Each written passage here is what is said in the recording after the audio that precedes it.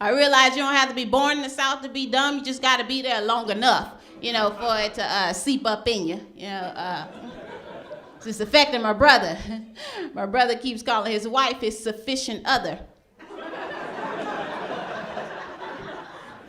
I tried telling him it was significant other, but he told me I was frustrating him with an L, you know what I'm saying? And he's a cop, so that's, I feel safe. What about you? It's tapping into my sister a little bit. I was talking to my sister last week. She felt depressed because she found a wrinkle in her forehead. So she said she's gonna get her some Tybo injections.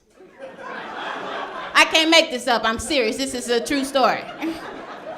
She still don't know it's Botox instead of Tybo. And I'm really not gonna tell her because I'm waiting for somebody to kick her ass in the head. That's what she needs. That's back in Houston, though. I don't live by the dumb people no more. I have moved here to LA to be closer to the weird people. Give it up for the weird people. They are weird here, but they're fashionable. They're fashionable. They spend a lot of money on raggedy-looking clothes.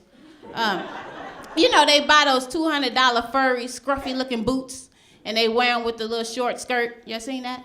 Yeah. That's kind of confusing within itself, because are you hot or cold? I don't know which one. You need to pick a climate. You see what's going to happen is your feet going to get a fever, and this here going to sneeze. That's what I'm saying. You can't just, it's kind of nasty. You can't just have that sneeze like that. Fashionable. Certain fashions I like. I like the low-rise, low-waisted jeans. I like them for myself because I'm short and they make me look longer. But those jeans ain't made for everybody. Like if I could see that you had a C-section, them the wrong jeans for you. Should buy you some Lees or some Wranglers, you know what I'm saying? Pull them up a little high. You look like a marsupial, you know what I'm saying? You can't just...